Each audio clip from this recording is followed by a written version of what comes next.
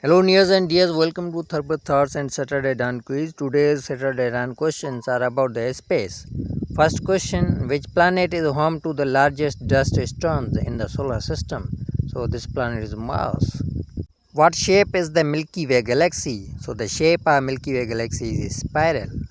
Which planet has the great red spot? So this planet is Jupiter.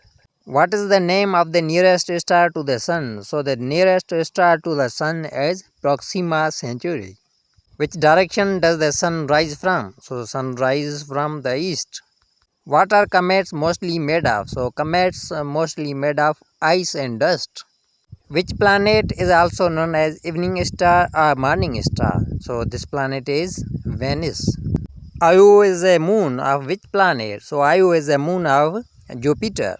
Which comet is visible from the Earth only once every 75 years? So this comet is Halley's Comet, named after English astronaut Edmund Halley, who discovered it. What was the first planet to be discovered using the telescope? So the first planet to be discovered using the telescope is the Uranus.